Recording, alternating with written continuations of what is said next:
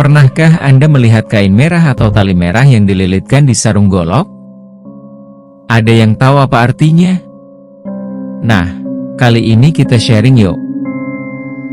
Memang banyak sekali versi berbeda dan beragam mengenai makna atau maksud dari kain merah di sarung golok. Namun, saya hanya ingin berbagi cerita saja, yang saya dapat dari beberapa guru, tokoh masyarakat, sesepuh dan beberapa pengrajin golok. Konon, kain merah yang dililitkan pada sarung golok di bagian atas, oleh para pendekar zaman dahulu, sebagai tanda bahwa itu bukan golok sembarangan, bahkan beberapa di antaranya adalah golok yang mengandung racun, dan biasanya, penawar racun diselipkan di dalam kain merah tersebut. Selain itu, golok dengan kain merah di sarung, menandakan bahwa golok tersebut adalah pegangan pribadi, artinya tidak boleh dipergunakan oleh orang lain.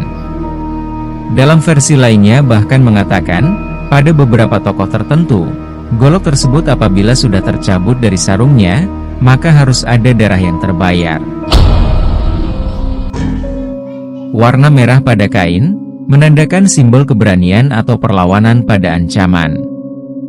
Fungsi lainnya adalah untuk menjaga apabila sambungan pada sarung terbuka, bila tajam tidak langsung menggores tangan pemiliknya ketika dicabut.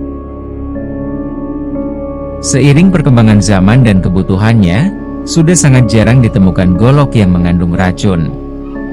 Selain golok ciomas atau golok sulangkar, yang memang masih dijaga proses pembuatannya oleh para penerus budaya di Banten. Yang meskipun dalam pembuatannya tidak dengan sengaja diberikan racun, namun, karena dibuat dengan bahan-bahan khusus dan melalui proses ritual tertentu, konon, apabila terkena sayatan dari bilah tersebut, akan sulit sekali disembuhkan.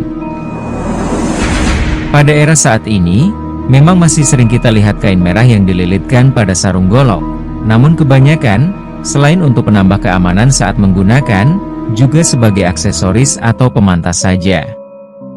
Bahkan banyak diantaranya, mengganti kain merah dengan tali kawer atau tali perusik. Nah, demikian info yang saya dapat, semoga bermanfaat.